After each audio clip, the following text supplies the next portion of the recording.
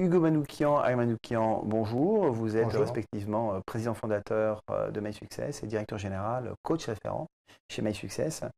Dans les différentes prestations que vous proposez, que votre cabinet propose, il y a l'accompagnement à la prise de poste d'un jeune diplômé. Alors, c'est quoi concrètement accompagner un jeune diplômé dans sa prise de poste et est-ce qu'il faut se faire coacher lorsqu'on vient de trouver un emploi? Aussi paradoxal que ça puisse paraître, la prise de poste nécessite parfois un accompagnement. Pourquoi? Parce que c'est une période critique, entre guillemets. Aujourd'hui, déjà trouver un emploi, entre guillemets, ça peut être une victoire, il faut le garder. Et c'est vrai que c'est sur cette période-là, notamment sur des postes à responsabilité, sur lesquels on attend énormément du nouveau recruté, qu'il faut parfois se faire accompagner. Alors, c'est pas que sur les jeunes diplômés, ça peut également être lorsqu'on devient manager, lorsqu'on prend entre guillemets de la prestance au sein d'une entreprise. Et là où nous, on accompagne énormément les personnes, c'est qu'elles ne souhaitent pas spécialement s'ouvrir sur ce type, disons, d'accompagnement auprès de leur entreprise et souhaitent le financer sur leur propre finance, sur leur propre argent.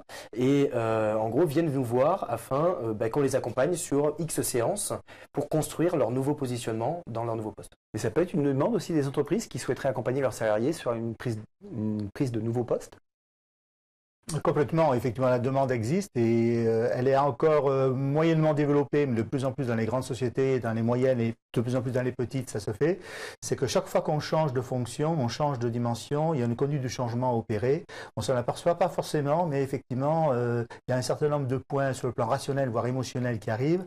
Et là, en parler à sa femme, à son ami, ses relations, c'est bien, mais bon, peut-être qu'ils ont d'autres choses à faire. C'est pas forcément le meilleur endroit pour poser les choses. C'est pas de psychologie, c'est pas une formation, ce n'est pas du mentoring. C'est effectivement du coaching dans lequel on va donner à la fois un peu des outils, des techniques de management, des techniques de positionnement et à la fois on va travailler sur la personne pour qu'elle trouve sa place, qu'elle ose effectivement prendre sa place et qu'elle soit effectivement à sa bonne place dans un laps de temps relativement limité. Alors, ce type de coaching a toujours existé ou il est en train de se développer?